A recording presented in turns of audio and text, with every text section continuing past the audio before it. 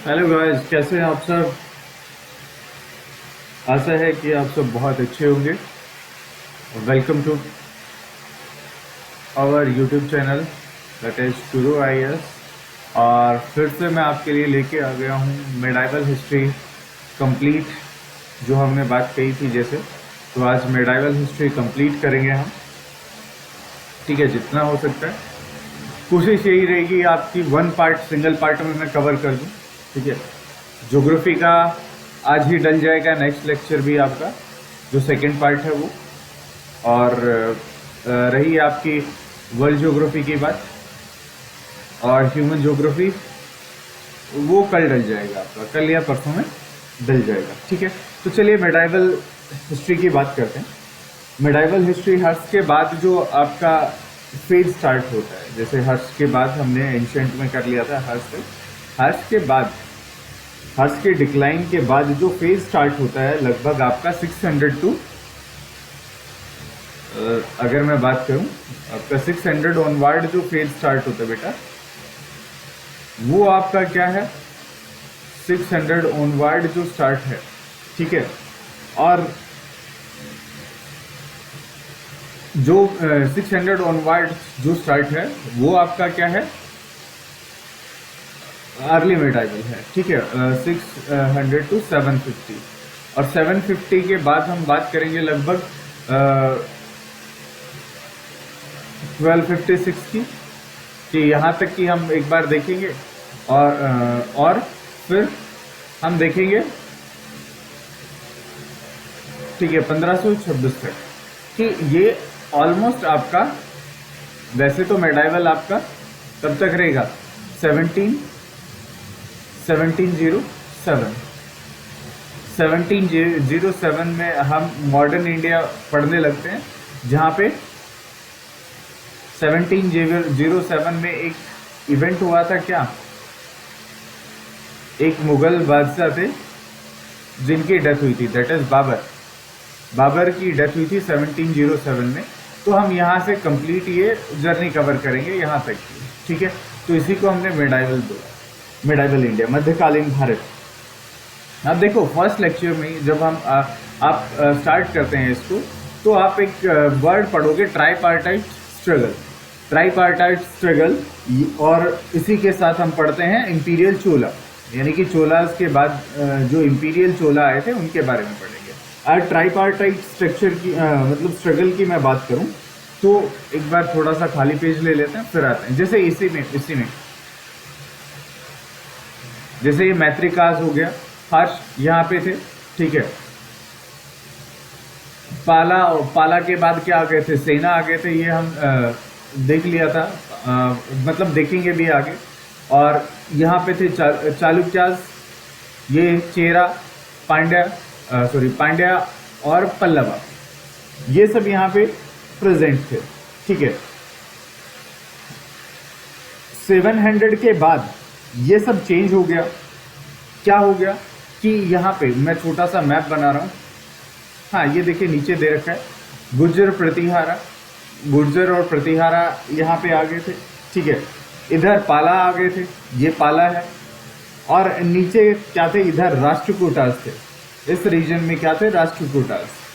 ठीक है, राष्ट्रकूटास थे यहाँ पे, इधर इस तरफ इंपीरियल चोला थे, यहाँ पे इस तरफ इंपीरियल चोला। अब ये तीनों, गुर्जर, प्रतिहार, पाला और राष्ट्रकूटा, ये किसके लिए लड़ रहे थे, कन्नौज पे अपना अधिकार बनाने के लिए लड़ रहे थे, कन्नौज पे अपनी सॉवरेनिटी शो करने के लिए लड़ते रहते हैं। इसी को हमने क्या बोला था, ट्राईपार्टाइट स्ट्रगल। ठीक है, ईस्टर्न इंडिया में ये चलता रहता है। ठीक है, जैसे ईस्टर्न इंडिया में पाला हो गए, और वेस्टर्न की मैं बात करूं आपके गुर्जर प्रतिहारा हो गए, डेक्कन में आपके राष्ट्रकूटा हो गए। गुर्जर प्रतिहारा कौन थे, जो जैसे गुर्जर प्रतिहारा की अगर मैं बात करता हूं, तो इसी के जो गुर्जर हैं उनको बोला जाता है कि ये वो थे, क्या बोलते हैं, पास्टोरलिस्ट, क्या बोलते हैं उसको, पास्टोरलिस्ट। ठीक है, कि ये वो पशुओं को घुमाने वाले जो ये थे। ठीक है, और प्रतिहार जिनको, इनका लेटरल मीनिंग मतलब मीनिंग क्या होता है, प्रोटेक्टर। तो इन्होंने बहुत सारे जो इन्वेजन हुए थे अरब इन्वेजन, उनसे हमें प्रोटेक्ट किया था। तो ये दोनों साथ ही आ गए, गुर्जर प्रतिहारा बोलते हैं इनको, ठीक है। ये लक्ष्मण के बोला जाता है कि ये लक्ष्मण की वर्शिप करते थे, ठीक है। इनको ऐसा भी लिखा जाता है, कई जगह पे लिखा मिलेगा डोर कीपर ऑफ रामा, कि जैसे लक्ष्मण की पूजा करते थे तो राम तो क्या करते थे, राम की रक्षा करते थे, तो इसीलिए बोला जाता है डोर कीपर ऑफ रामा। इनके बारे में जो फॉरेन ट्रेवलर्स हैं उनसे हमें बहुत कुछ जानने के लिए मिलता है। जैसे एक फॉरेन ट्रेवलर है अल मसूदी आया था लगभग 1915 में, 915 में, ठीक है, 915-16 AD में। तो इन्होंने गुर्जर प्रतिहारा को नाम दिया था, यहाँ पे होगा देखिए अल मसूदी, हाँ ये रहा कि अल मसूदी आया था, किंग अल मसूदी ने नाम दिया था अरब ट्रेवलर किंग बोरा।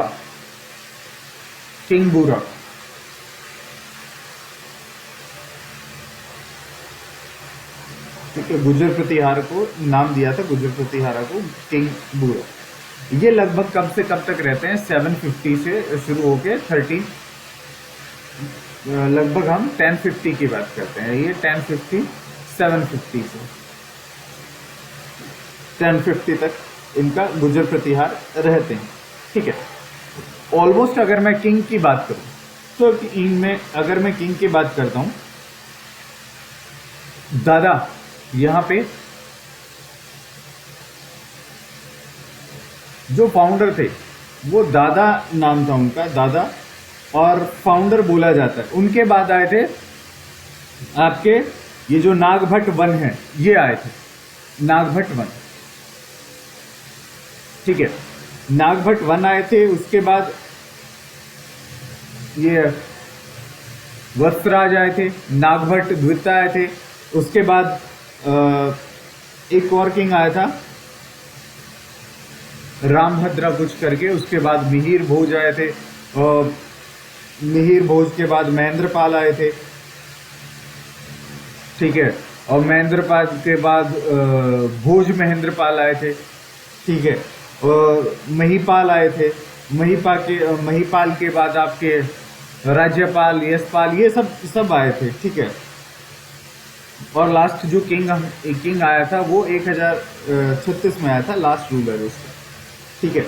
अगर मैं बात करूं आपकी नागभट्ट की, जो सबसे मतलब रियल फाउंडर जिसे बोला गया, ठीक है, नागभट्ट की अगर मैं बात करता हूं, मोस्ट फेमस किंग हुआ है, ठीक है। इसका सबसे ज्यादा फेमस ये किंग हुआ है। इसके सामने दो प्रॉब्लम थी, क्या थी, एक तो अरब इन्वेजन था, उसको मतलब उससे अपने स्टेट को, अरब से अपने स्टेट को प्रोटेक्ट करना था,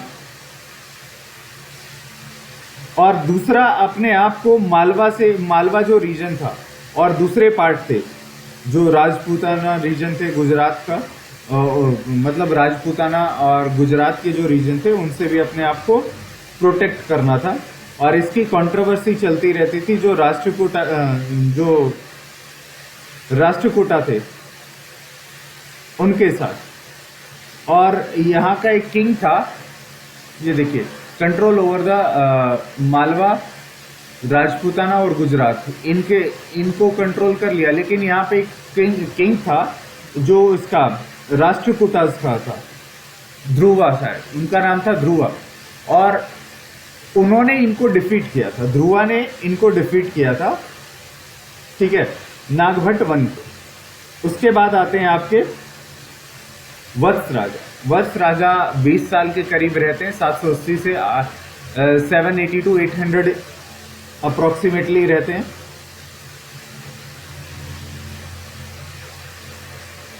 ठीक है। इनकी जो कैपिटल थी इन्होंने अपनी उज्जैन में बनाई, कैपिटल बनाई उज्जैन में, और यहां से आपका ट्राई पार्टाइट स्ट्रगल यहां लिखा है कि बिगिन हो गया। किसके साथ हुआ?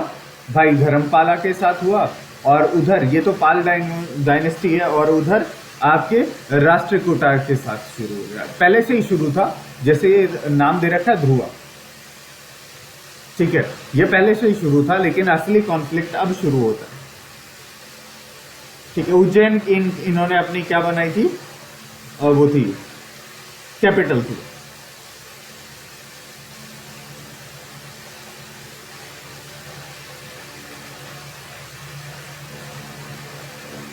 अब देखिए इन्होंने क्या किया, जो वत्सराज है, इन्होंने उज्जैन को कैप्चर कर लिया, ठीक है, सॉरी उज्जैन नहीं, क्या बोलो कन्नौज को क्या कर लिया, कैप्चर कर लिया, और जो सेंट्रल राजपूताना है उसको भी इन्होंने क्या कर लिया, कैप्चर कर लिया। और यहाँ के एक जो राजा थे,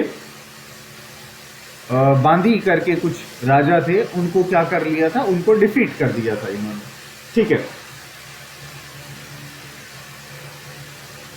अब वही राष्ट्रकूटा आते हैं और ध्रुवा आता है, ध्रुवा फिर से इसको वत्सराज को क्या कर देता है, डिफीट कर देता है, ठीक है। अब आते हैं अगले, नागभट्ट आते हैं, नागभट्ट सेकंड, ये रहते हैं लगभग 800 टू 833, इनका टाइम नहीं लिखा, 800 टू 833, ऑलमोस्ट 33 एरिया रहते हैं, ठीक है। इन्होंने क्या किया था कि जो सिंध का रीजन है, सिंध का रीजन कैप्चर कर लिया था, ईस्टर्न इंडिया के अंदर थोड़ा अपना विस्तार किया था, विदर्भ रीजन के अंदर और आंध्रा रीजन के अंदर अपने आप को क्या किया, इन्होंने अपने एम्पायर को एक्सटेंड किया था, ठीक है। इन्होंने पालाज को भी हरा दिया था, जो पाला किंग थे इस टाइम में, इनके कंटेम्परेरी, उनको हरा दिया था। और राष्ट्रकूटाज के साथ भी ये क्या किए थे, इन्होंने फाइट की थी, जो नागभट्ट सेकंड है और गोविंदा जो थर्ड था, गोविंदा थर्ड आपके पालाज से, सॉरी राष्ट्रकूटा से आते हैं। इन्होंने जो गोविंदा थर्ड था, इन्होंने नागभट्ट को हरा दिया था, ठीक है। इन्होंने सबसे एक अच्छी चीज बनाई थी जो बाद में काफी फेमस हुई, इन्होंने एक चीज बनाई थी, वो मैं बता रहा हूं आपको। इन्होंने क्या बनाया था, सोमनाथ टेम्पल, जो गुजरात वाला सोमनाथ टेम्पल था, जिसको बाद में लूटने आया था, कौन लूटने आया था वो हम आगे डिस्कस करेंगे, ठीक है। इन्होंने सोमनाथ टेम्पल बनाया था, सोमनाथ टेम्पल इन्होंने ही बनाया था गुजरात।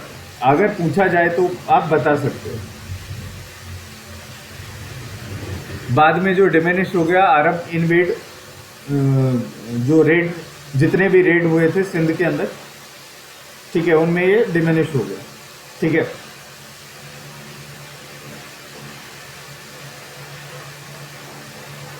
आर्किटेक्ट वो सारा उसमें पढ़ेंगे हम, आर्ट एंड कल्चर में पढ़ेंगे।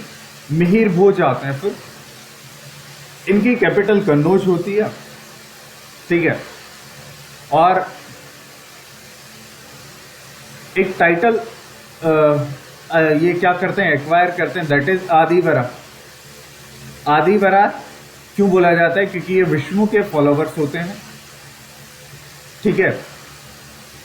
और इनको, इन्होंने कन्नौज को नाम दिया था महोदया, महोदया, ठीक है।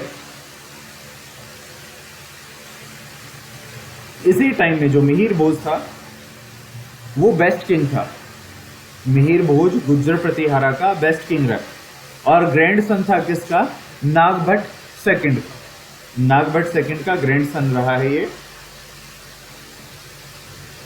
इसके बारे में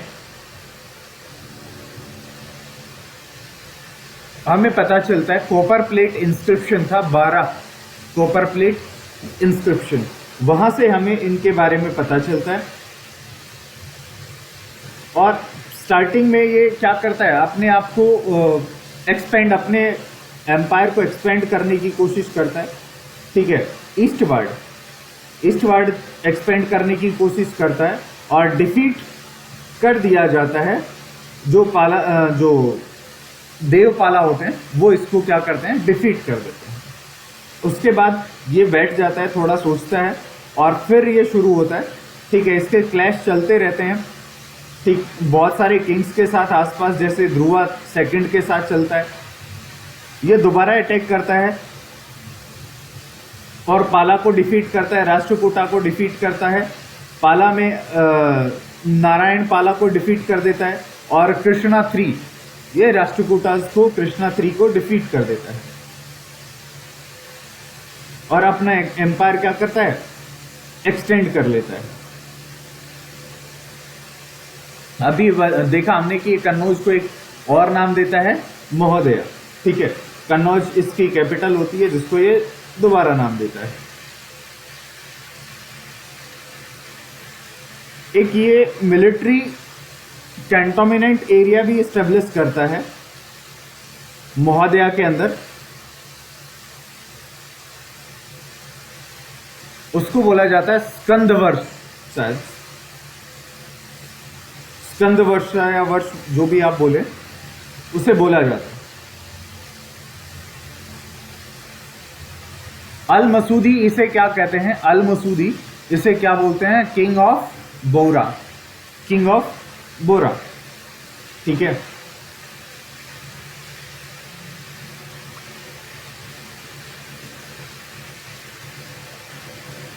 अब देखिए जो इसके कॉइन थे उसके ऊपर अपने आप को कैसे रिप्रेजेंट करता है, एज एन आदिवरा। आदिवरा इसके कॉइन्स के ऊपर अपने आप को आदिवरा की तरह ये क्या करता है, रिप्रेजेंट करता है। इसीलिए इसको टाइटल मिला क्या, आदिवरा का। और आदिवरा कौन होते हैं, that is follower of Vishnu. उसके बाद आपके महेंद्रपाल आ जाते हैं। ठीक है, अपने आप को कश्मीर की तरह महेंद्रपाल इधर ले जाते हैं, कश्मीर की तरफ ले जाते हैं और अपने आप को बंगाल में स्टेब्लिश करते हैं। ठीक है, अपने आप को ये क्या करते हैं, कश्मीर और बंगाल की तरफ एक्सटेंड करते हैं। उसके कोर्ट के अंदर एक बहुत ही फेमस क्या हुआ था, उसका ये स्कॉलर हुए थे राजशेखर नाम का। राजशेखर नाम के महेंद्रपाल के कोर्ट में एक बहुत ही फेमस स्कॉलर थे। उन्होंने 2 चीजें लिखी थी।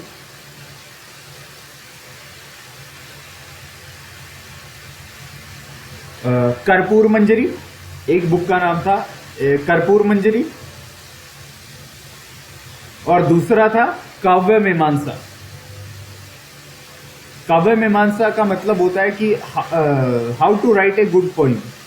ठीक है, और कर्पूर मंजरी एक स्टोरी टाइप था, फिक्शनल स्टोरी जिसको आप बोल देते हो, वो थी।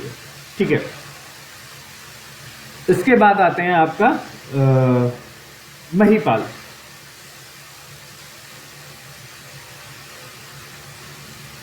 ये कंटेम्परेरी थे इंद्र 3, जो राष्ट्रकूटा रूलर थे, उसके कंटेम्परेरी थे। ठीक है, 1 मिनट भाई।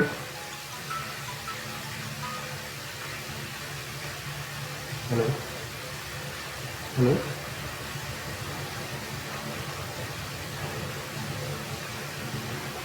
ठीक है। हाँ, महेंद्रपाल आते हैं जो कंटेम्परेरी थे किसके, आपके इंद्र 3, जो राष्ट्रकूटा रूलर थे। ठीक है, उनके। उसके बाद आपके ये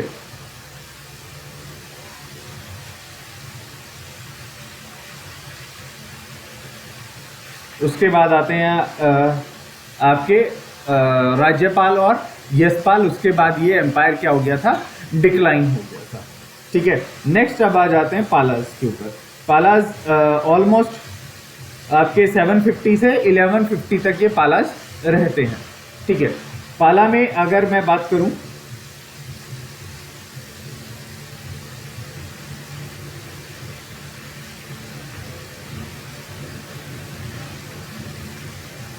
देखिए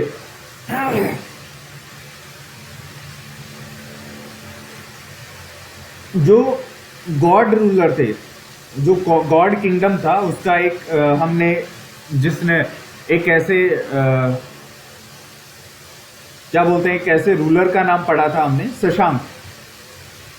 ठीक है, जो कंटेम्परेरी था हर्ष का, जिसने बोधि ट्री कटवाया था, याद हो आपको।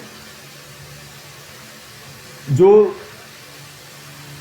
रूल करते थे, मतलब वो कंटेम्परेरी था हर्ष का, और बंगाल एरिया के अंदर वो रूल करता था। कब से कब तक उसने रूल किया था? 590 से, मतलब 592 आपका 625 तक उसने क्या किया था? रूल किया था, है ना।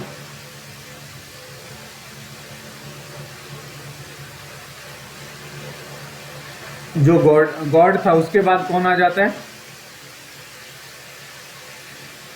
आपके जो गॉड था, गॉड, GOD नहीं, GAUD, गोडा या गॉड, जो भी आप बोलो, ये इस टाइम तक रूल करते हैं। इनके बाद कौन आ जाते हैं? आपके शशांक आ जाते हैं। ठीक है, शशांक आ जाते हैं, जो बंगाल, बिहार, उड़ीसा, और जो अगर मैं बात करूं थोड़ा बहुत सेंट्रल इंडिया, ये कैप्चर कर लेते हैं। ठीक है, और अपना एक राज्य एस्टेब्लिश कर लेते हैं, किंगडम एस्टेब्लिश कर लेते हैं। उसके बाद ये पालाज आ जाते हैं,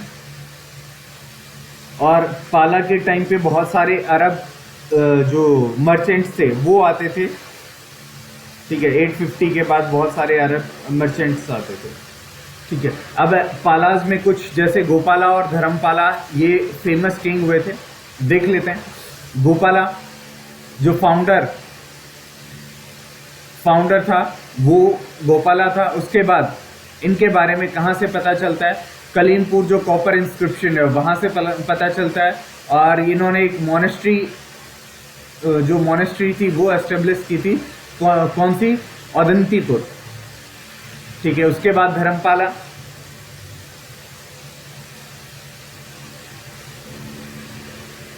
ये एक फिलोसॉफिकल स्कूल एस्टेब्लिश करते हैं, कौन सा?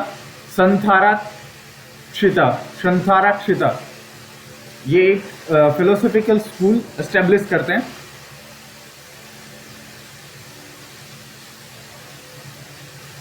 योगाचरा सस्तांत्रिका, ये माध्यमिका, मतलब इनके नाम याद कर लेना जो भी है आप थोड़े से, मतलब अभी तक तो पूछा नहीं गया इनके बारे में, पर पूछ सकता है। ठीक है, विक्रमशिला, ये क्या करते हैं? विक्रमशिला जो यूनिवर्सिटी है वो बिहार में आज के दिन, वो यूनिवर्सिटी क्या धर्मपाल बनाते हैं। उसके बाद ओदंतेपुर जो यूनिवर्सिटी है वो धर्मपाल बनाते हैं, और जो सौरपुरा जो यूनिवर्सिटी है वो भी है धर्मपाला एस्टेब्लिश करते हैं। और इतना ही नहीं, लगभग 2000 गांव का जो रेवेन्यू था वो चला जाता था किसके पास? नालंदा यूनिवर्सिटी के पास, उसको मेंटेन करने के लिए। ये देखिए, प्रोटो बंगाली लैंग्वेज,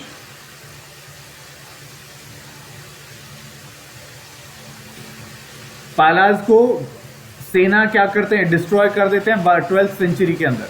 पाला के बाद कौन आ जाता है? सेना आ जाते हैं, है ना।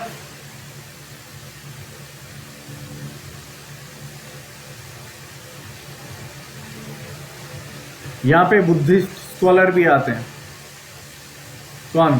संताराक्षिता और दीपनकारा, बुद्धिस्ट स्कॉलर होते हैं। राष्ट्रकूटाज आ जाइए, राष्ट्रकूटाज में देखते हैं दंतेदुर्ग, कृष्णावन, ध्रुवा, गोविंदाथ्री और अमोघ वर्षा। अमोघ वर्षा काफी फेमस इनके किंग रहे हैं।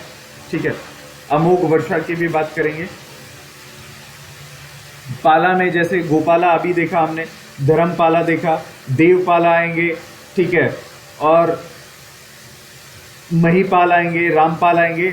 और रामपाल लगभग आपके लास्ट रूलर होते हैं। रामपाल 1126 तक ये रहते हैं।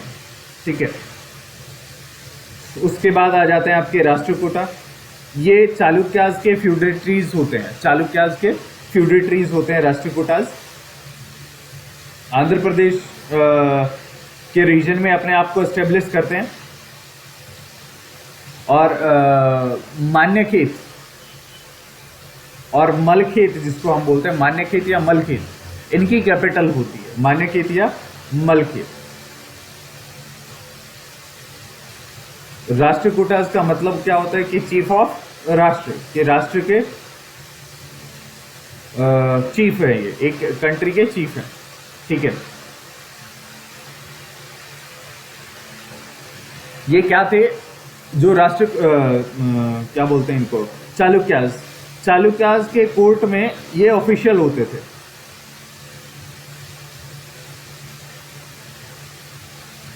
और इनको बोला जाता था यादवाज फैमिली, मतलब अगर आप बोले कौन सी रेस बोला जाता था इनको, अभी मेरे को याद नहीं आ रहा वो ना, कोई पर्टिकुलर रेस का नाम दिया जाता था इनको। रथी का डिसेंडेंट भी बोला जाता था इनको, कि मौर्याज के डिसेंडेंट हैं, कुछ ऐसा करके इनको बोला जाता था, ठीक है। 8th सेंचुरी से ये मतलब 8th सेंचुरी से ये 10th सेंचुरी तक रहते हैं। राष्ट्रकूटा डायनेस्टी रहती है और ये रूल करती है डेक्कन के अंदर, अभी हमने देखा, ठीक है। सबसे पहले दंती दुर्ग आते हैं, उसके बाद कृष्ण वन आते हैं, उसके बाद ध्रुवा आते हैं, गोविंदा आते हैं, अमोघ वर्षा आते हैं, इंद्रा 3 आते हैं, कृष्णा 3 आते हैं। उसके बाद 972 में ये क्या हो जाती है, डिक्लाइन हो जाती है, ठीक है। अब दंती दुर्ग की बात कर लेते हैं। ब्राह्मण क्लेन से ये, मतलब ब्राह्मण थे ये।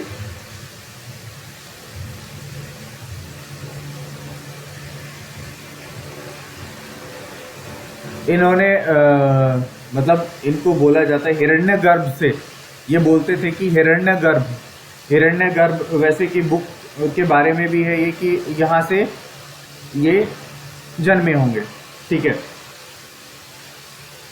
मैट्रिमोनियल अलायंस थे इनके पल्लवाज के साथ, कि पल्लवाज के साथ इनके मैट्रिमोनियल अलायंस थे। उसके बाद कृष्णा वन आते हैं। पल्लवाज क्या करते हैं कि बहुत सारे, सॉरी क्या बोल रहा था मैं, हाँ, कृष्णा वन क्या करते हैं कि बहुत सारे लड़ाइयाँ लड़ते हैं, एम्पायर को एक्सपेंड करते हैं। और ये लड़ते हैं कि जो काची के पल्लवा होते हैं उनके साथ, मैसूर के जो गंगा होते हैं उनके साथ, और जो चालुक्यास होते हैं बादामी के, उनके साथ ये क्या करते हैं, वॉर करते हैं, ठीक है, उनके साथ वॉर करते हैं। और ये कल्चरली बहुत एक्टिव थे। इन्होंने 16 केव जो थी, 16 केव, ठीक है, जो कैलाश टेम्पल एलोरा के अंदर, जो कैलाश टेम्पल थी एलोरा के अंदर 16 केव, वो कृष्णा वन ने बनवाई थी राष्ट्रकूटास के अंदर। ये याद रखना, यहाँ पे भी लिखा हुआ है भाई, यहाँ पे भी लिखा हुआ है कि कृष्णा वन के अंदर जो कृष्णा वन ने एलोरा की जो 16 केव है वो बनवाई थी, है ना। यूनेस्को वर्ल्ड हेरिटेज साइट में ये शामिल है। यहाँ पे भी लिखा है, देखिए, जो दंती दुर्ग थे वो फाउंडर थे, ठीक है, वो क्या थे, फ्यूडेटरीज थे और चालुक्यास, ठीक है, कीर्तिवर्मन। उसके बाद कृष्णावन आता है। कृष्णावन के बाद कौन आएगा, आपका ध्रुवा आता है, ठीक है। ध्रुवा के टाइम पे इस डायनेस्टी की गोल्डन एज मानी गई है, कि इस डायनेस्टी की गोल्डन एज थी। ये क्या करते हैं ध्रुवा, ये जो ध्रुवा थे वो कन्नौज को कैप्चर कर लेते हैं, कन्नौज को कैप्चर कर लेते हैं।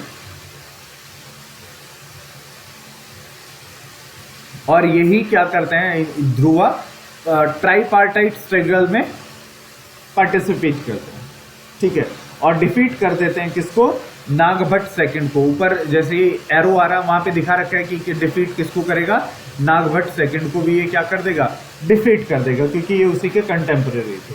अब आते हैं आपके गोविंदा, दैट इज गोविंदा 3, ठीक है, मूवीज वाले गोविंदा नहीं, गोविंदा 3 या गोविंदा 3 जो भी आप बोलो। ये ध्रुवा विन के क्या थे, सक्सेसर रहे। अपने आप को पावरफुल दिखाने के लिए, पावरफुल शो करने के लिए क्या करते थे, ये मिलिट्री कंसोलिडेशन करते थे, मतलब मिलिट्री एक्सपेडिशन करते थे, कंसोलिडेट करते थे कन्नौज को कंसोलिडेट किया इन्होंने और कन्याकुमारी तक पहुंच गई है। अब इतनी लड़ाइयां लड़ी कि ये कन्याकुमारी तक पहुंच गए। अब आते हैं one of the famous king, जो किसके बेटे होते हैं, गोविंदा III के बेटे होते हैं। ग्रेटेस्ट किंग माना जाता है इनको। इनके बारे में हमें एक इंस्क्रिप्शन है, संजन इंस्क्रिप्शन, वहां से हमें क्या मिलता है, इनके बारे में जानकारी मिलती है। इन्हीं को क्या कहा जाता है, अशोका ऑफ साउथ। ठीक है, क्योंकि इन्होंने पीसफुल भी क्या किया था, रूल किया था साउथ के अंदर। ठीक है, इनके अंदर बहुत सारा कल्चरल डेवलपमेंट होता है। जैनिज्म को फॉलो करते थे, इन्होंने पेट्रोनाइज किया सैविज्म और वैष्णविज्म को। ठीक है, उन्होंने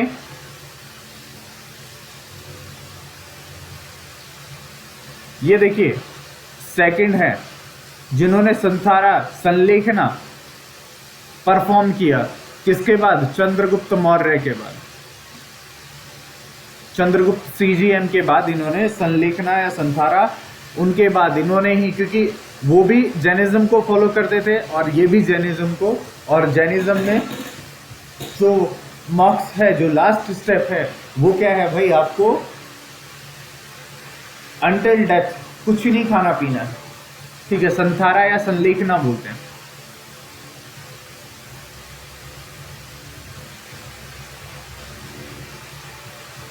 इन्होंने क्या लिखा, कविराज मर्ग, ये कन्नड़ पोइम या पॉलिटिक्स थी।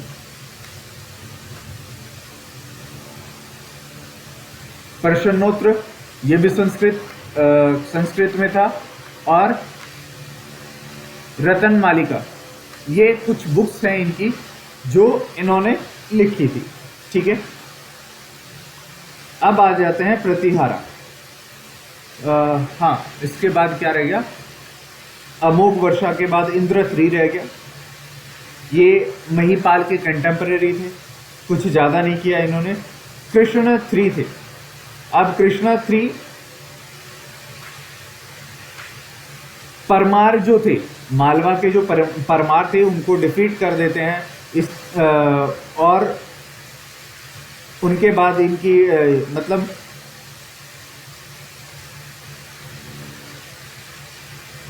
डेथ हो जाती है। ठीक है, उसके बाद दूसरी डायनेस्टी आ जाती है। ठीक, out of these 3 Rashtrakutas emerge victorious, powerful and their empire lasted for the most time, कि उनका जो एम्पायर था वो सबसे ज़्यादा टाइम के लिए रहा। चालुक्याज आए, चालुक्याज से राष्ट्रकूटा, और उसके बाद क्या आ गए, इंपीरियल चोलाज आ गए। ठीक है, इनका एडमिनिस्ट्रेशन, अगर बात करेंगे एडमिनिस्ट्रेशन की, ठीक है, यहीं पे बात करेंगे। देखिए ये रहा इनका एडमिनिस्ट्रेशन, इंपीरियल चोलाज पढ़ेंगे और इनका एडमिनिस्ट्रेशन पढ़ेंगे। ठीक है, जैसे अब जो ऊपर थे, जो आपके गुज्जर प्रतिहारा थे, गुज्जर प्रतिहारा में भी क्या हो जाता है, फिर डिवीजन हो जाता है, बट जाते हैं ये सारे। बट कैसे जाते हैं, जैसे अजमेर में आपके चौहान आ जाते हैं। ठीक है, उसके बाद मालवा में आपके परमार आ जाते हैं, गुजरात में आपके सोलंकी आ जाते हैं। ठीक है, दिल्ली में आपके तोमर आ जाते हैं, और क्या रह गया,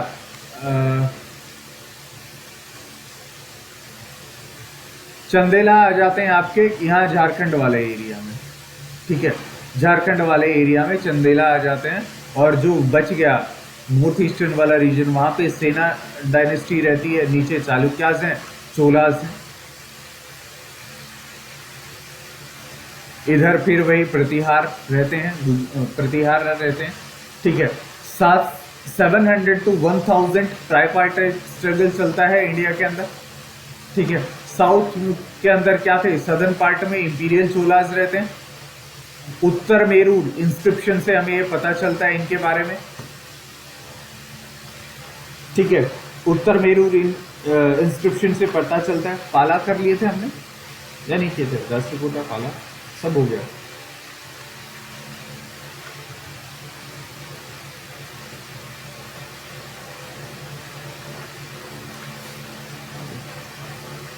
अब देखिए, विजयपाल आते हैं, उसके बाद आदित्य वन आते हैं, प्रांतक आते हैं, राजाराज चोला आते हैं, राजेंद्र वन आते हैं, राजेंद्र चोला। और उसके बाद राजेंद्र चोला के बाद हम देखेंगे इनका एडमिनिस्ट्रेशन की कैसे ये एडमिनिस्ट्रेट करते थे। तो हर एक के बारे में थोड़ा थोड़ा पढ़ लेते हैं। जैसे अगर मैं बात करूँ, एक टाइमलाइन यहाँ पे बनाऊँ, थोड़ी सी बना लेते हैं एक टाइमलाइन। इसी के ऊपर टाइमलाइन बना लेते हैं, यहाँ से यहाँ तक। तो सबसे पहले विजयलाया है, लगभग विजयलाया, बीजे कर देता हूं। ये लगभग कब से कब रहते हैं, ऑलमोस्ट 20 ईयर्स इन्होंने, 850 to 870, ठीक है। उसके बाद आदित्य आते हैं, 870 में आते हैं, लेटर 870 में आते हैं। और ये लगभग कब तक रहते हैं आपके 910 AD तक ये आदित्य रहते हैं। इनके बाद 950 में, ठीक है, 950 में कौन आता है, 907 दे रखे हैं, 950 में आते हैं प्रांतक आते हैं 950 में। और ऑलमोस्ट ये भी क्या रहते हैं आपके 20 ईयर्स तक रहते हैं, ठीक है। उसके बाद 985 में आते हैं, 985 उनके बीच बीच में आते हैं, लेकिन वो काम के नहीं है, अपने आप अपन नहीं पढ़ेंगे, ठीक है। 985 में राजाराज वन आते हैं, राजा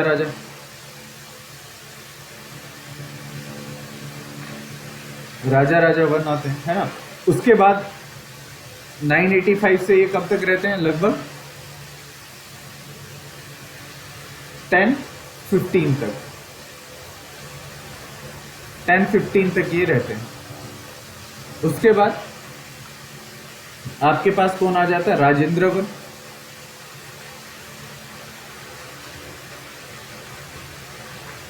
राजेंद्र वन आ जाते हैं, राजेंद्र वन ऑलमोस्ट आपका 1015 से 1045 तक रहते हैं।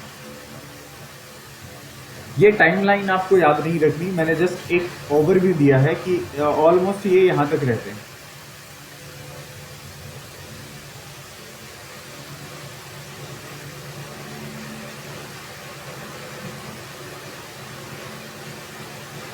इनका जो कैपिटल था ओरियोर, ये बोला जाता है दे आर रूल्ड फ्रॉम ओरियोर, ठीक है। इनके बाद बहुत सारे होते हैं, ये 1279 तक जाते हैं, ठीक है। यहाँ पे खत्म नहीं हो रही है। ओरियोर से ये क्या करते हैं, ये अपना रूल चलाते हैं।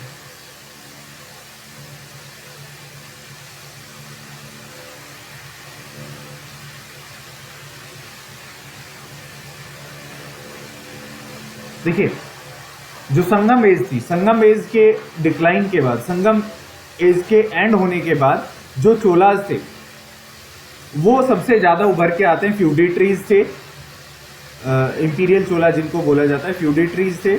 ये अगेन क्या करते हैं, अपना प्रोमिनेंस एस्टेब्लिश करते हैं।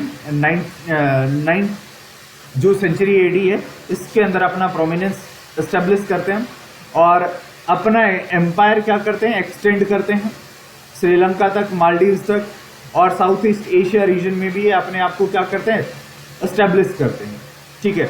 इनको इंपीरियल चोला कहा गया है।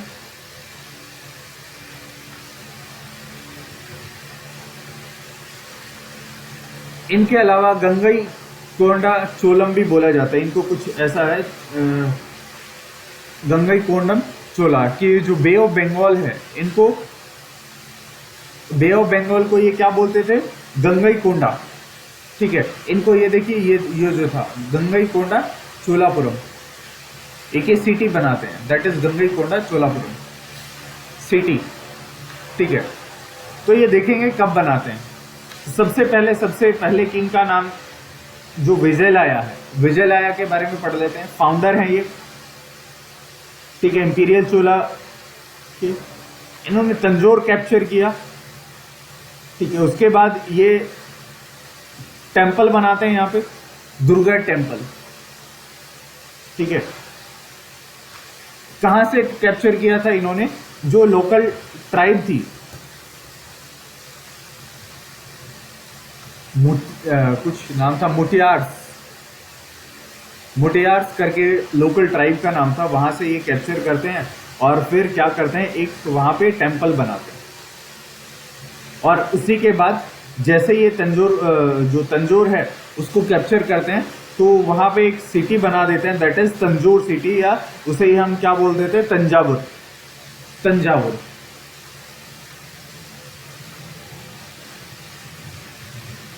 तंजौर सिटी या तंजावुर। ये क्या करते हैं, ट्राइब से, लोकल ट्राइब से फ्री करवाते हैं विजयलाया तंजौर को, ठीक है। और तंजावुर क्या बोलते हैं, तंजावुर सिटी बना लेते हैं। एक इंस्क्रिप्शन है, कन्याकुमारी इंस्क्रिप्शन। उस इंस्क्रिप्शन से इनके बारे में और इस सिटी के बारे में पता चलता है।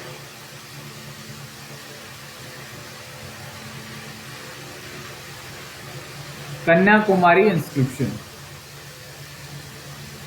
उस इंस्क्रिप्शन से विजयलाया के बारे में पता चलता है और जो तंजावुर सिटी है उनके बारे में पता चलता है। अब आ जाते हैं आदित्य वन। आदित्य वन कब तक थे, 870 से 910 तक, ठीक है।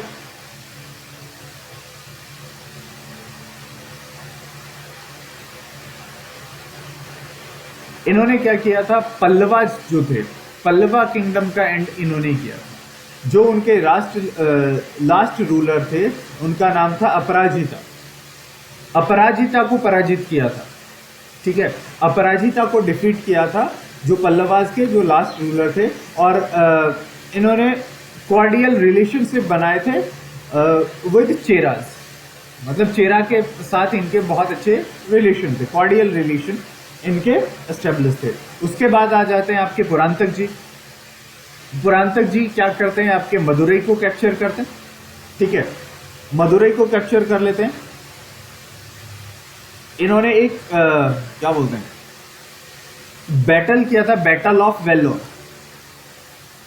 ठीक है। और जिसमें ये पुरांतक वन जो है वो डिफीट करते हैं पांड्याज रूलर को, और साइलोन जो श्रीलंका के रूलर है, उन दोनों को साथ में डिफीट कर देते हैं, ठीक है। और दूसरा बैटल इनका जो होता है दैट इज आपका टकोलम जो बैटल होता है, ठीक है, वहां पे कृष्णा 3 को भी डिफीट कर देते हैं। इन्होंने इनके टाइम पे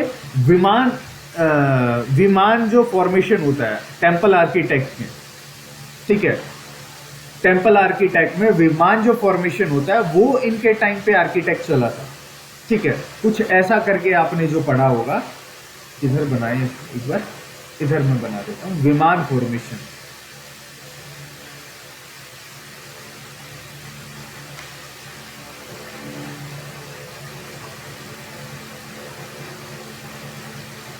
इस तरीके का जो आर्किटेक्चर होता है दैट इज इनके टाइम पे जो वो आया था प्रांतक वन के टाइम पे, ठीक है।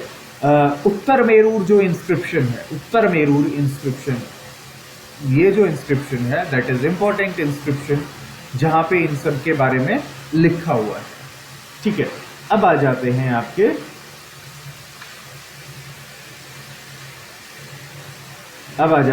अगले पुरांतक के बाद, दैट इज राजा वन, ठीक है।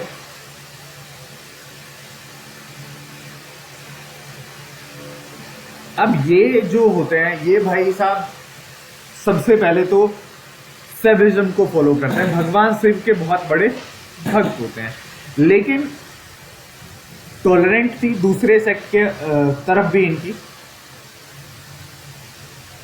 ये अपने मिलिट्री कॉन्क्वेस्ट के लिए बहुत फेमस है। इन्होंने जैसे यहां पे लिखा हुआ है कि नॉर्थ श्रीलंका, चेरा को हराया, पांड्या को हराया, नॉर्थ श्रीलंका को एनेक्स किया, उसके बाद एनेक्स करते हैं मालदीव्स को, ठीक है।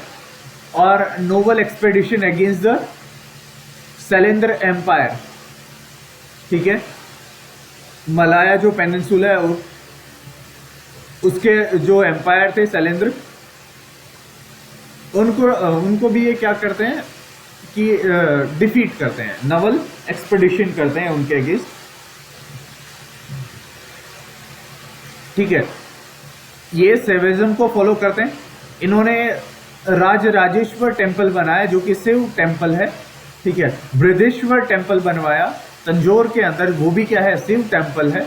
बुद्धिस्ट मोनेस्ट्री कंस्ट्रक्ट करवाई दैट इज नागपट्टनम के अंदर। और लैंड मेजरमेंट का जो एक यूनिट थी, उन्होंने लैंड मेजरमेंट को एक unit the that is condom या कांडम, जो भी बोले आप। ठीक है, अब देखिए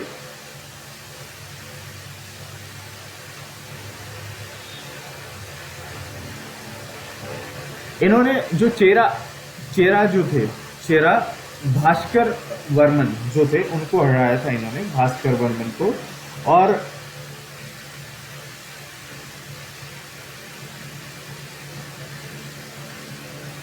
पांड्या में अमरभज कुछ हाँ अमरभज थे जिनको हराया था। उसके बाद जो गंगा डायनेस्टी थी मैसूर की, उनको हराया, गंगा डायनेस्टी वालों को हराया।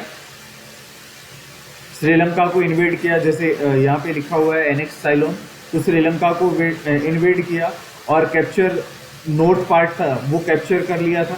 ठीक है, और मालदीव्स में अभी हमने देखा कि नवल एक्सपेडिशन करते हैं जो शैलेंद्र एम्पायर है उसके अगेंस्ट। अब आते हैं राजेंद्र वन। राजेंद्र वन कब से कब तक, 1015 से 1045 तक ये रहते हैं। इन्होंने कंप्लीट जो श्रीलंका था विक्ट्री ओवर साइलोन, पाला को डिफीट कर दिया, चालुक्यास को डिफीट कर दिया। ये भी शिविज्म, भगवान शिव के भक्त थे, भगवान भोले के भक्त थे ये भी।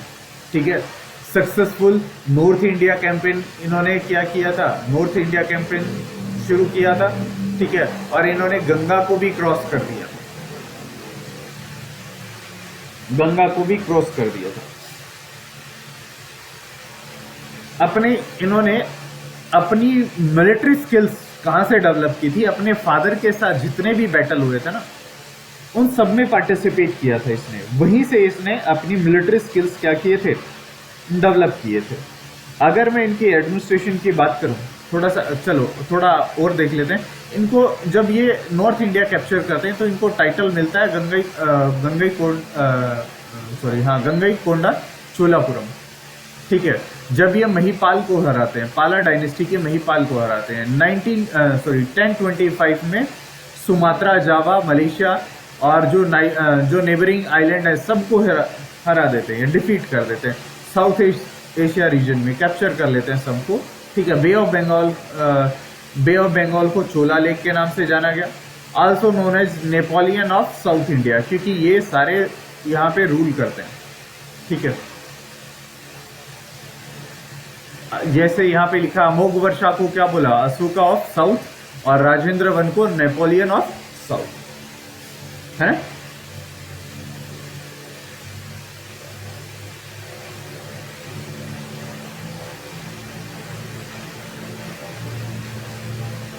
देखिए यहाँ पे चोलास का एम्पायर दिखा रखा है, कहाँ से कहाँ तक था। पहले चोलास ऊपर देखिए, चोलास थोड़े से में थे, छोटे ओनली साउथ इंडिया के अंदर।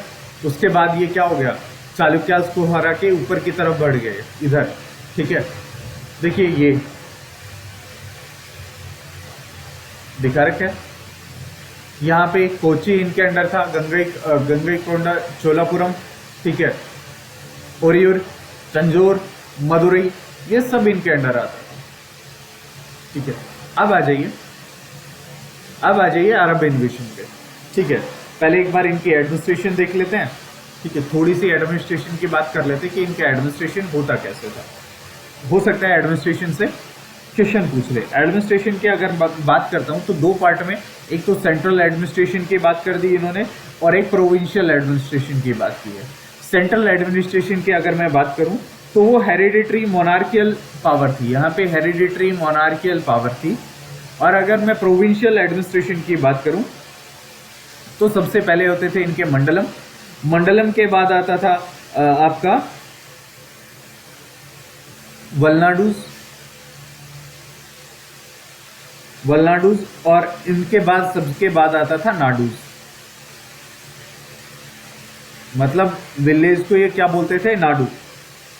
ठीक है, ऐसे इनका चलता था। ठीक है, अगर बात करें चोला के पास, तो चोला एडमिनिस्ट्रेशन में दो तरह के गांव होते थे। ठीक है, दो तरह के गांव होते थे, एक को बोला जाता था उर और दूसरे को बोला जाता था सभा या महासभा भी बोल देते थे। उर जो जनरल असेंबली होती थी, लोकल जो रेजिडेंट होते थे, नॉन ब्राह्मिकल जो विलेज होते थे, विलायन विलेज भी बोला जाता था, नॉन ब्राह्मिकल विलेज भी बोला जाता था, उनको क्या बोलते थे, उर बोलते थे। और जो सभा होती थी वो ब्राह्मणिकल, जो ब्राह्मणिकल विलेज होते थे उनको सभा बोला जाता था।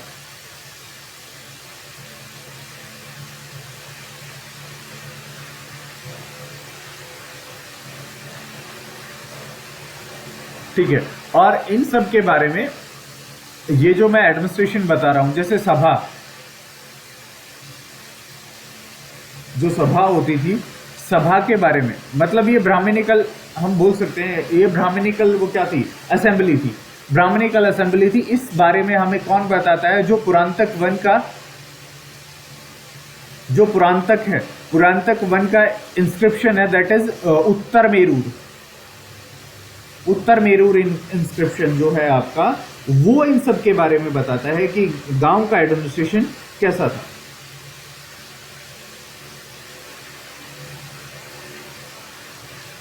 ठीक है, लैंड भी यहाँ पे मतलब कुछ लैंड एडमिनिस्ट्रेशन भी था। अगर टाइप ऑफ लैंड की बात करें, जो चोला इंस्क्रिप्शन में जहां से देखने को मिला है, दैट इज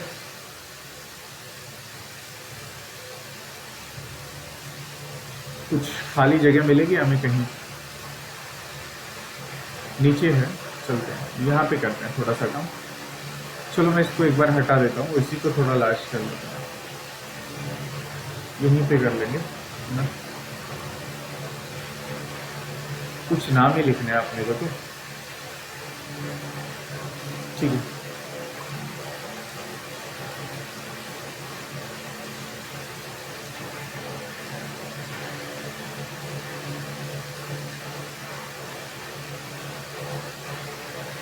पहला ब्रह्मदेव, लैंड के टाइप बता रहा हूं बेटा, ब्रह्मदेव।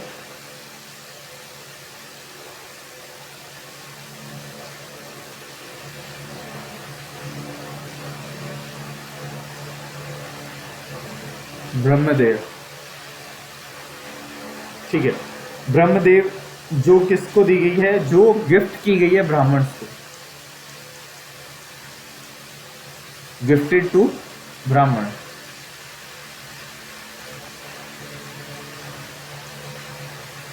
जो ब्राह्मण को लैंड गिफ्ट की गई है, दैट इज ब्रह्मदेव। ठीक है, उसके बाद सालाभूज,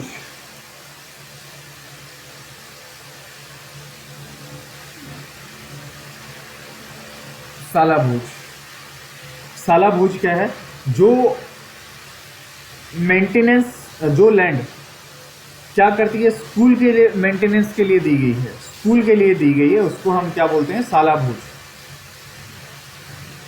ठीक है, सालाभूज जो किसके लिए दी गई है, स्कूल। थर्ड वन इज आपका देवा देना,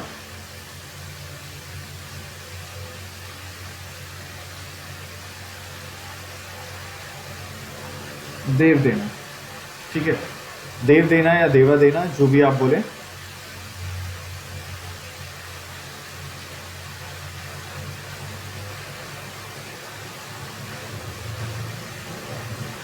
देव देना, इसके अलावा इसका मतलब ये वो लैंड है जो टेम्पल्स को दी जाती है। इसका एक और नाम से भी जाना जाता है इसको, दैट इज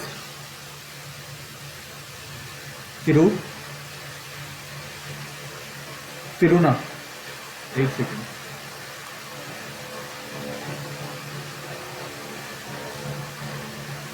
तिरुना,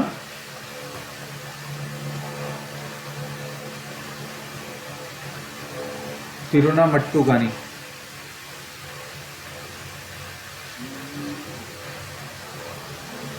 तिरुनामट्टुकानी।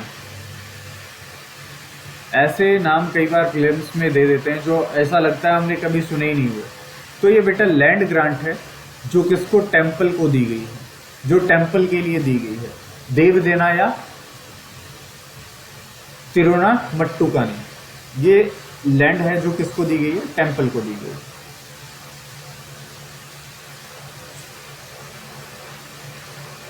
एक और है ऐसा ही नाम, दैट इज पल्ली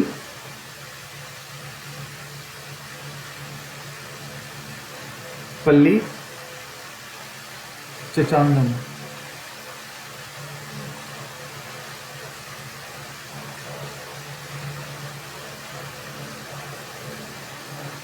पल्ली चचांडम, पल्ली चटांडम के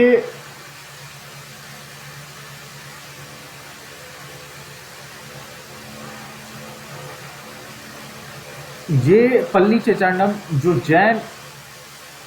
जैन इंस्टीट्यूट होते थे, जैन को जो दी गई थी लैंड ग्रांट, उसको हमने क्या बोल दिया, पल्ली चचांडम। ठीक है। एक और लैंड होती है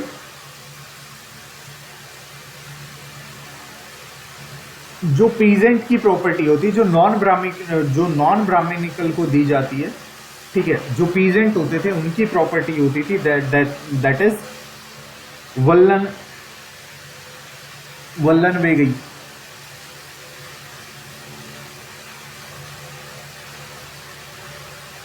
विलान वे गई, विलान वे गई। ये नॉन ब्राह्मणिकल थे, नॉन ब्राह्मणिकल पीजेंट, जो पीजेंट होते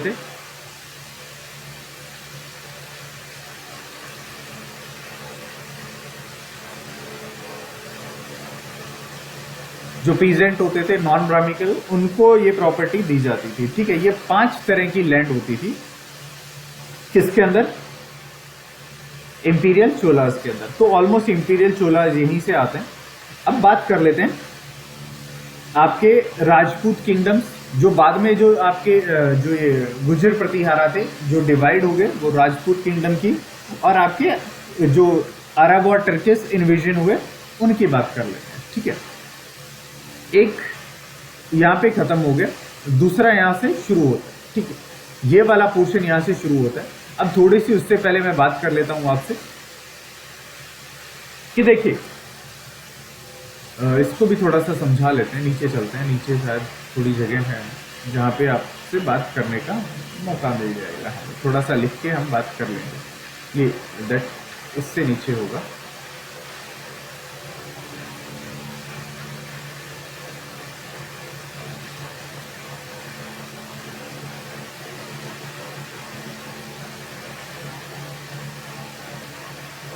हाँ, यहाँ पे मैं आपसे बात कर सकता हूँ, ये काफी एरिया है। ठीक है। देखिए, चलिए अरब इन्वेजन के बारे में पढ़ते हैं। ठीक है।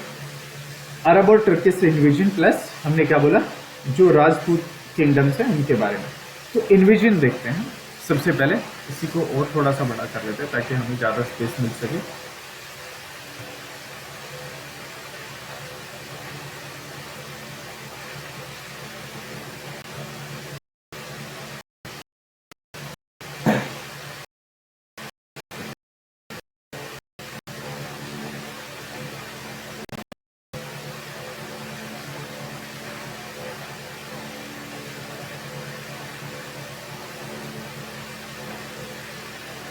ठीक, अब आ जाइए,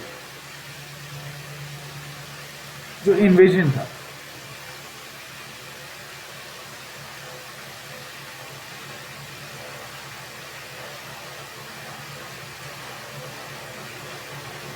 देखिए अब क्या था, किस ने किया था इन्वेजन। सबसे पहले अगर मैं बात करूं, मोहम्मद बिन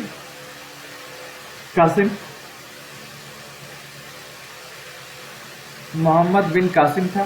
उसके बाद इंडिया को इन्वेड किया किसने, गजनी ने, मोहम्मद ऑफ गजनी। मोहम्मद ऑफ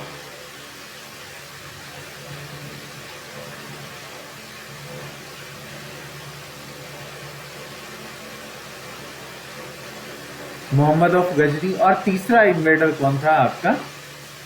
मोहम्मद गौरी।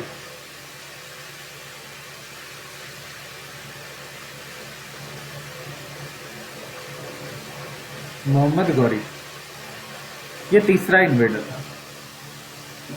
ये 3 लोग थे जिन्होंने क्या किया था, इन्वेड किया था इंडिया को। ठीक है, अब देखो ये कुछ टर्मिनोलॉजी यहाँ पे कर लेते हैं। ये जो लैंड थी, लैंड के बेसिस पे ये लोगों को डिवाइड करते थे। कैसे सर? कि जो इस्लामिक और नॉन इस्लामिक लैंड थी, मतलब इस्लामिक लैंड को ये क्या बोलते थे? दरुल इस्लाम, दरुल इस्लाम बोलते थे उसको।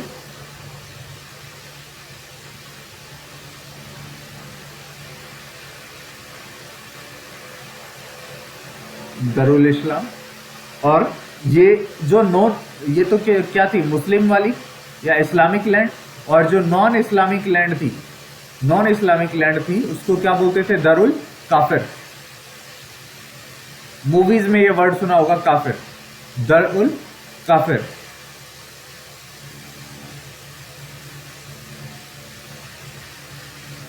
मूवीज में बहुत बार सुनते होंगे। ठीक है, दरुल काफिर। अब देखिए इस्लाम के ओरिजिन की बात कर लेते हैं कि इस्लाम का ओरिजिन कहाँ से हुआ। आपको पता है प्रॉफेट मोहम्मद पैगंबर साहब थे, जिनका माना जाता है कि वो ऑलमोस्ट इसी यहीं पे कर लेते हैं, यहीं के नीचे, कि 600 टू 700 के बीच में जो मोहम्मद पैगंबर साहब थे, या प्रॉफेट मोहम्मद बोला जाता है जिनको, ठीक है, प्रॉफेट मोहम्मद। उसके बाद उनके 2 सक्सेसर आए। उन्होंने ये कहा था कि मैं लास्ट क्या हूं, मैं लास्ट प्रोफेट हूं, और मेरे बाद जो भी आएगा दैट इज खलीफा। जो उनके सक्सेसर थे उनको क्या बोला? खलीफा। उसके बाद खलीफा या कैलिफेट, जो भी आप बोलते हो उसको, वो सिस्टम शुरू हुआ। अब देखिए इनके 2 फॉलोवर थे, दैट इज अबू बकर,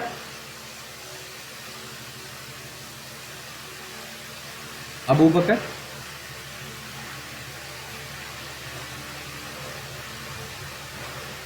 और दूसरा इनका सन इन लॉ था, दैट इज अली, अली। ठीक है, अब इनके जाने के बाद, प्रॉफेट मोहम्मद साहब के जाने के बाद, इनके अंदर डिस्प्यूट शुरू हो गया कि कौन इनका वारिस बनेगा, कौन जो खलीफा है वो बनेगा, पहला खलीफा कौन बनेगा। अब यहीं से इस्लाम 2 पार्ट में बट गया। जो इनके साथ रहे, अबू बकर के साथ रहे, दैट इज सुन्नी, और अली के साथ जो चले गए दैट इज शिया, शिया मुस्लिम और सुन्नी मुस्लिम। आपने ये 2 तरीके के मुस्लिम देखे होंगे या नाम सुना होगा, है ना। अब खिलाफत सिस्टम आ गया, मतलब खलीफा सिस्टम आ गया। ये इनका काम क्या था? जो इस्लाम है उनको फैलाना इनका काम था। ठीक है, अब खिलाफत जो खलीफत जो सिस्टम आया, मैं लिखता हूं,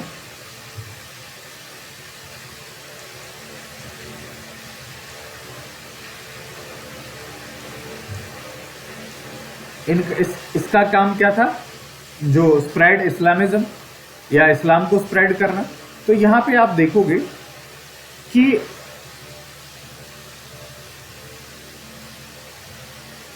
चार सिस्टम अलग से ओरिजिनेट होते हैं, 2, 3 और 1, 4। ठीक है, तो अगर मैं बात करूं तो सबसे पहले आता है रसीदम।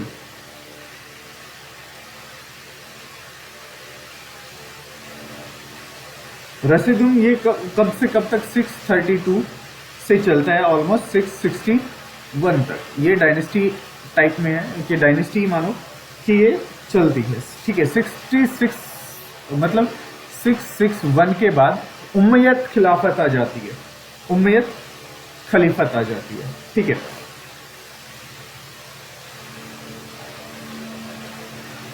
यही इस जो उम्मयद खिलाफत होती है ना, उसी के जो मोहम्मद बिन जो होते हैं, मोहम्मद बिन कासिम, ये इंडिया जाते हैं और सिंध के अंदर अपना जो इन्वेड है वो करते हैं 712 में, 712 के अंदर। अभी मैं लिख देता हूँ 661 से, और ये कब तक रहती है, ऑलमोस्ट 750 तक।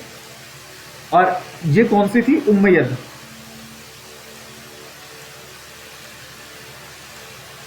उम्मयद खलीफत थी। ठीक है, उसके बाद 650 से, ऑलमोस्ट 650 से, मैं यहाँ लिख रहा हूँ, सॉरी 750 से, और बात करते हैं 1250 तक, 750 से 1250 तक आपकी उसको वो क्या बोलते हैं, अब्बासिद,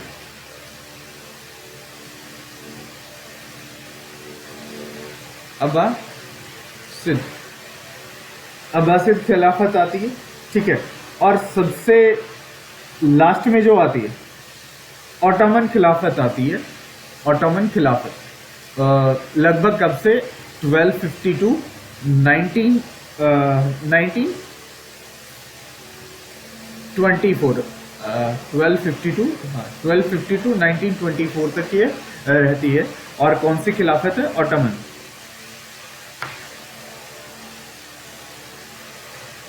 आपने नाम सुना होगा ऑटोमन एम्पायर, तो ऑटोमन खिलाफत आ जाती है। ठीक है, इस टाइम पे अब बात करते हैं कि रीजन क्या रहा, रीजन क्या था अरब इन्वेजन का। तो पहला रीजन क्या रहेगा, सबसे पहला कि इस्लाम को स्प्रेड करना था।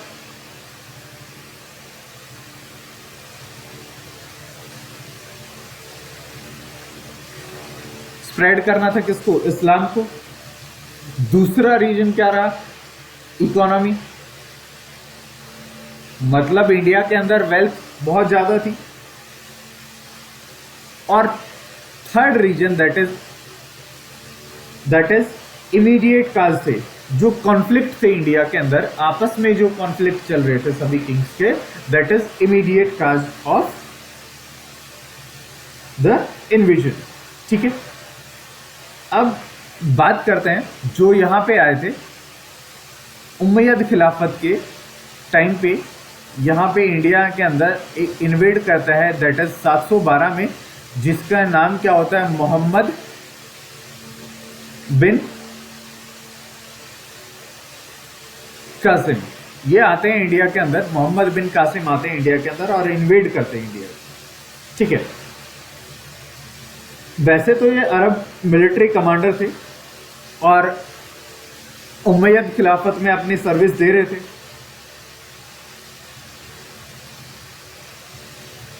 इन्होंने मुस्लिम कॉन्क्वेस्ट को इंडिया के अंदर लीड किया था। ठीक है, और मिलिट्री एक्सपेडिशन किया था कहां पे, सिंध के अंदर। इन्होंने जो इंडिया का जो रीजन है, ठीक है, सिंध पाकिस्तान वाला, उसके अंदर इन्होंने मिलिट्री क्या किया था, एक्सपेडिशन किया था और सिंध को एनेक्ट कर लिया था, सिंध के ऊपर इन्होंने कब्जा कर लिया था। उस टाइम पे जो सिंध के जो राजा थे, ठीक है, उस टाइम पे जो सिंध के किंग थे, उस टाइम पे जो सिंध के किंग थे, that is Dahir Hindu shahi dynasty के ये राजा रहे। ठीक है, दाहिर अपने मतलब इनके साथ बैटल करते हैं और बैटल में हार जाते हैं और सारा सिंध किसके अंदर चला जाता है, इनके अंदर चला जाता है। सिंध और मुल्तान किसके अंदर चला जाता है, मोहम्मद बिन कासिम के अंदर चले जाते हैं। कौन कौन से, सिंध एंड मुल्तान,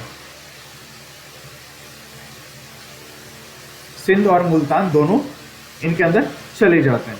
ठीक है, ये ऐसा पहली बार हुआ था कि किसी हिंदू लैंड को किसी इस्लामिक या मतलब नॉन हिंदू ने कैप्चर किया था। ठीक है, अब देखिए जो इफेक्ट आया, इन्वेजन का जो इफेक्ट आया वो एडमिनिस्ट्रेशन था, मतलब इंडिया के अंदर या जो ये लैंड थी, उसके एडमिनिस्ट्रेशन में चेंज आया। और दूसरा,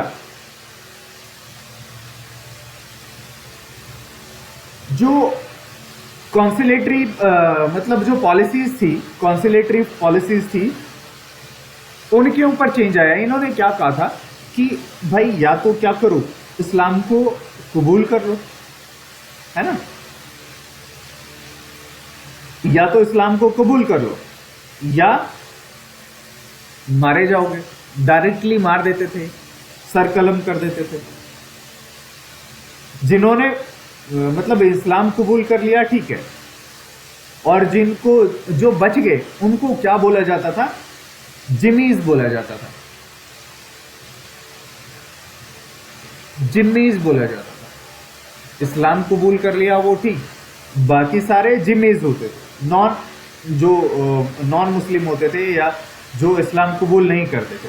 इन्होंने क्या किया था, सीधा वहां पे शरीयत के जो लॉ है वो लगा दिए, लेकिन विलेज में जो था वो एज इट इज छोड़ दिया कि ठीक है भाई, गांव का जो तुम्हारा पुराना सिस्टम है उसके अकॉर्डिंग चलेगा, लेकिन जहां मेरा एम्पायर है वहां क्या चलेगा, मेरा रूल चलेगा, यानी कि शरीयत लॉ चलेगी। ठीक है, इन्होंने एक टैक्स इंपोज कर दिया, इन्होंने फर्स्ट टाइम एक टैक्स इंपोज कर दिया, दैट इज जजिया।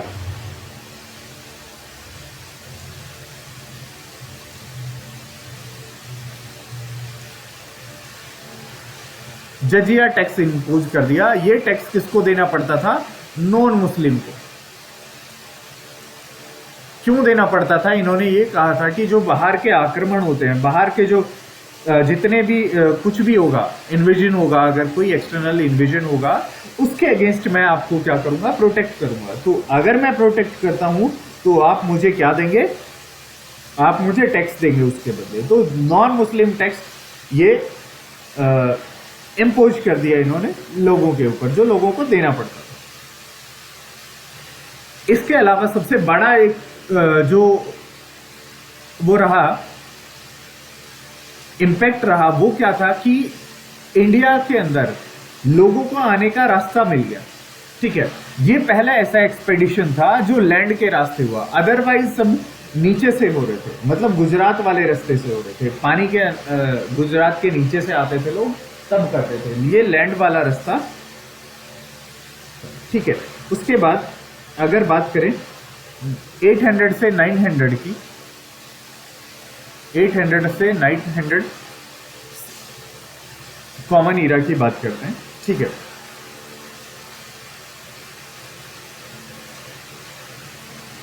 जो पर्शियन हैं, ठीक है, वो मतलब फाइट करते हैं टर्किस के साथ और मतलब डिफीट कर देते हैं टर्किस को, और वहां पे मतलब इस्लाम को स्प्रेड करते हैं। और वहां पे भी दो कैटेगरीज हो जाती हैं, टर्किस मतलब इस्लामियाइज्ड टर्किस और नॉन इस्लामियाइज्ड टर्किस। अब आ जाते हैं आपके जो आपके गौरी साहब हैं, उनके ऊपर आ जाते हैं। एक ये सोल्जर थे जो मतलब दो रीजन के लिए काम करते थे। एक तो मतलब दो काम करते थे, एक तो प्रोटेक्शन करते थे अपने रिलीजन की, और दूसरा जहां जहां ये मिलिट्री कॉन्क्वेस्ट करते थे उस एरिया को ये लूट लेते थे, छोड़ते नहीं थे। ठीक है, इनके पास बहुत अच्छे घोड़े भी थे, और घोड़े होने के साथ साथ इनके पास बहुत अच्छे घुड़सवार भी थे। ठीक है, इसी टाइम पे जो गौरी था, ठीक है, एक क्या बोलते, एक सोल्जर था जिसका नाम था अलप्तगीन, जिसके पास जो फाउंडर था एक छोटी सी प्रिंसिपैलिटी का, जो अफगान रीजन के अंदर थी, जिसे क्या कहा गया, गजनी। जिस प्रिंसिपैलिटी को क्या कहा, गजनी कहा गया, मोहम्मद ऑफ गजनी। अभी तक मैं गौरी बोल रहा था क्या, गौरी सॉरी गजनी बोला। वो क्या करता है, इंडिपेंडेंटली रूल करना शुरू कर देता है अपनी प्रिंसिपैलिटी के ऊपर। और बाद में सुबुक्तगीन आता है, अलक्तगीन के बाद आता है सुबुक्तगीन, ठीक है। और ये क्या करता है, अपना एरिया एक्सपेंड करता है, बहुत सारा एरिया अपने अंडर ले लेता है। और इनके बाद आते हैं मोहम्मद ऑफ गजनी। कब आते हैं, 998 में आते हैं। मोहम्मद ऑफ गजनी कब आते हैं, 998 में आते हैं। और ये क्या करते हैं, अपने एम्पायर को बढ़ाना शुरू करते हैं, धीरे धीरे बढ़ाना शुरू करते हैं, ठीक है। और ये क्या करते हैं, ये गजनविद डायनेस्टी, मतलब जो पहले डायनेस्टी थी, ठीक है, सम्मानित जो डायनेस्टी थी, या जो सयूद क्या बोलते हैं उसको, सम्मानित, हाँ,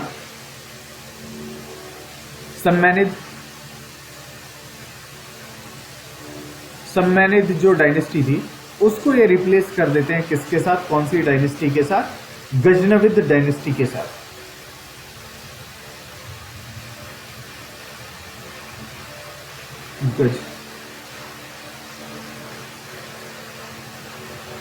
गजनविद डायनेस्टी के साथ ही उसको रिप्लेस कर देते हैं, मतलब पहले ये थी और इसके बाद ये डायनेस्टी आ जाती है। अब आते हैं मोहम्मद ऑफ गौरी के ऊपर। मोहम्मद ऑफ गौरी कब से, 998 से ये कब तक रहता है, 1030 तक रहता है, ठीक है। इनके एक बहुत फेमस कोर्ट पोइट रहे हैं जिनका नाम था फिरदौसी। फिरदौसी ने शाहनामा लिखी, ठीक है, शाहनामा लिखी है। ये ईरानियन कल्चर से इनका वो था, रिसर्जेंस था।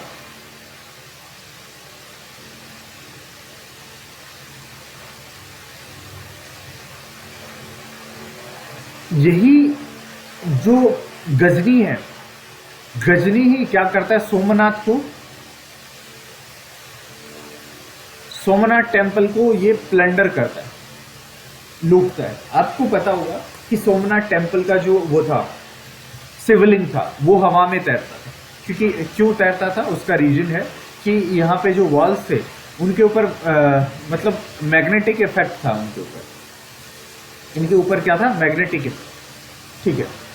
अब ऐसा एक स्टोरी में बोला गया है कि मान लो जब ये जो गजनी था, गजनी गया सोमनाथ को लूटने, तो पंडित से बोला कि ये हवा में क्यों है, इनके बीच में ये था, शिवलिंग था, ये हवा में क्यों है, बोला ऊपर वाला जाने। तो इसने क्या किया, छत को गिरा दिया, छत को गिरा दिया।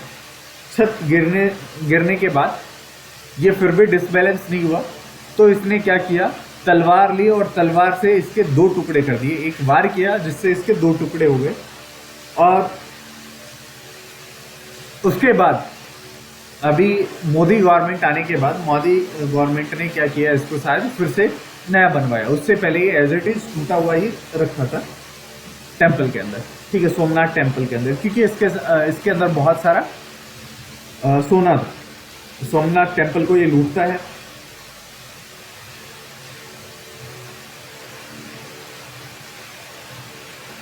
ठीक है, आगे इसके बारे में जानते हैं कि इंडिया में आता ही है। इंडिया में जो हिंदुसाइड डायनेस्टी थी उसको हराता है और जयपाला जो राजा होते हैं, जयपाला, ये जयपाला के साथ क्या करता है, एक बैटल करता है जिसको बोला जाता है battle of Wahid. Battle of Wahid. Battle of Wahid में जयपाला हार जाते हैं, ठीक है। और ये दोबारा से क्या करता है, बैटल ऑफ वाहिद के बाद जयपाल की जो एरिया था उसको ये लूट लेता है। अब आता है दोबारा ये, ठीक है। ये तो पहली बार कब आता है, 1001 में, उसके बाद 1009 में दोबारा आता है। और अब जयपाल के बेटे होते हैं आनंदपाल। आनंद पाल से ये फिर से लड़ाई करता है और इस बार लाहौर को लूट के ले जाता है। आनंद पाल को हरा देता है, लाहौर को लूट के ले जाता है। ठीक है,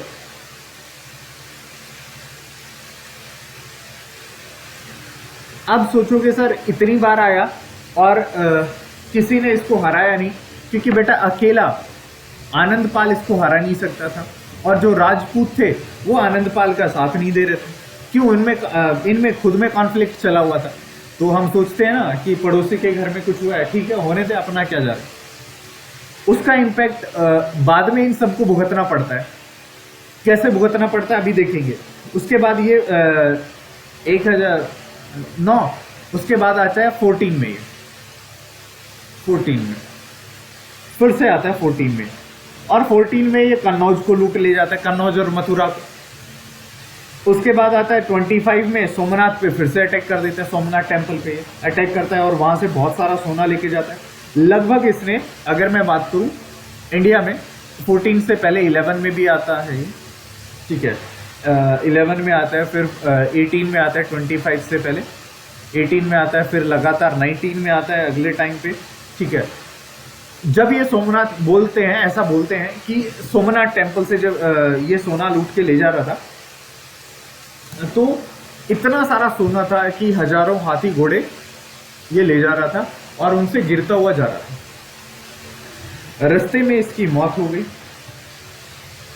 रास्ते में मर गया। ठीक है, इन्होंने एक बैटल किया था, हाँ बैटल ऑफ वाहिंद बता दिया मैंने। इन्होंने एक बैटल किया था जयपाल के साथ, दैट इज बैटल ऑफ वाहिंद। रास्ते में ये मर जाता है। ठीक है, गंगाटेक वैली में ये मर जाता है क्योंकि बारिश आ गई थी। बारिश आने के बाद इसको मलेरिया हो गया और ये मर गया। ठीक है, एक तो फिरदौसी था और दूसरा इसका कोर्ट पोइट था अल-बरूनी, जिसने किताब-उल-हिंद लिखी है, हिंदुस्तान के बारे में इसने बहुत अच्छा लिखा है। ठीक है, ऐसा एक और स्टोरी बताता हूँ इनसे रिलेटेड।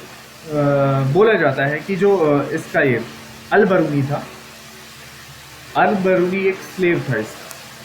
ठीक है, तो ये जबरदस्ती उसको इंडिया ले आया। जब ये गया मतलब इंडिया से ये गया तो अपनी बेटी को छोटी सी छोड़ के आया था। उसकी माँ मर जाती है, बेटी रहती है। ये अल-बरूनी को बहुत इज्जत नहीं देता तो अल-बरूनी वापस चला जाता है। वापस जाने के बाद वो मर जाता है और ये दोबारा जब ये जाता है, दोबारा जाता है ये, ठीक है, तो उसने देखा कि उसके फादर जो अल-बरूनी था वो मर गया, तो उसकी बेटी से क्या करता है, शादी कर लेता है पश्चाताप के लिए कि भाई उसके घर में कोई नहीं होता उसको सपोर्ट करने वाला, फाइनेंशियल सपोर्ट या कुछ भी नहीं होता, तो उससे शादी कर लेता है। ठीक है, ऐसा एक मतलब कहानी है, कुछ ज़्यादा नहीं है। ठीक है, अब देख लेते हैं, इतना देख लेते हैं पहले, फिर आगे बात करते हैं।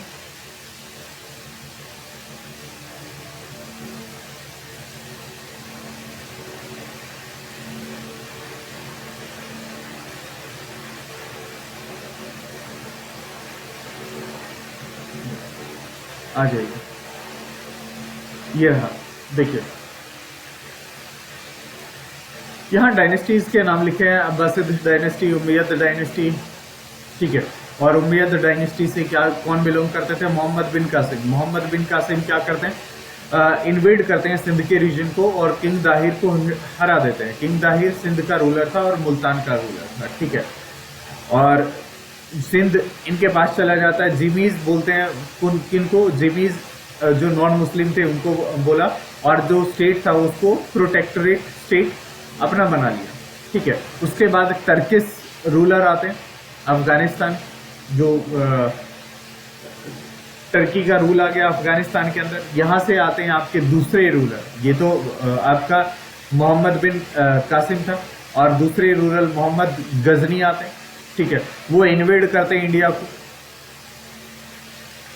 ठीक है, और इन्वेजन वो 17 बार इन्वेड करते हैं इंडिया को, 17 से 18 बार, तो वो बहुत सारा धन ले जाते हैं इंडिया से। ठीक है,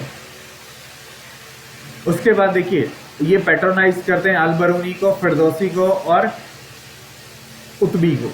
ये इनके मतलब कोर्ट पोइट हैं, अल-बरूनी, फिरदौसी हमने देखा। फिरदौसी क्या लिखता है, शाहनामा। अलबरूनी की बुक का नाम किताबुल हिंद, ठीक है। उसके बाद नेक्स्ट आ जाता है मोहम्मद गौरी। मोहम्मद गौरी इन्वेड करता है मुल्तान को, ठीक है। मुल्तान को 1191 में फर्स्ट बैटल ऑफ टेराइन होता है, जहां पे पृथ्वीराज चौहान जो आपके रूलर थे, चौहान जो थे, उनको हरा देता है ये, है ना। राजपूत रूलर था ये और उनको हरा देता है, ठीक है। उसके बाद सेकंड बैटल होता है। चौहान हारता नहीं है, चौहान हरा देता है किसको, मोहम्मद गौरी को। और गौरी यहां से भाग जाता है, मारता नहीं है गौरी को। फिर गौरी बदला लेने आता है दोबारा। अब की बार गौरी बदला लेने के मंशा से आया था तो हरा देगा इसको, ठीक है। उसके बाद Mohammad Ghori return after giving territories to his slave Qutubuddin Aibak. और कुतुबुद्दीन ऐबक को देने के बाद वो वापस चला जाता है, और वापस जाते टाइम उसकी शायद डेथ हो जाती है, कुछ ऐसा होता है, ठीक है। उसके बाद आपका स्लेव डायनेस्टी यानी कि 1206 में फर्स्ट डायनेस्टी शुरू हो जाती है आपकी, दैट इज स्लेव डायनेस्टी। और दिल्ली सल्तनत यहाँ से शुरू होती है, तो इसको हम कंटिन्यू करेंगे। अभी पहले मोहम्मद गौरी के बारे में और भी पढ़ना है, ठीक है। ये काफी बार लड़ाइयां करता है, जैसे पृथ्वीराज चौहान है, ये चौहान होते हैं अजमेर के, ठीक है। राजपूत रूलर हम करेंगे कौन कौन से हैं, तो इस वीडियो में मैं यहीं तक रखता हूं। अभी थोड़ी देर में फिर से शुरू करेंगे।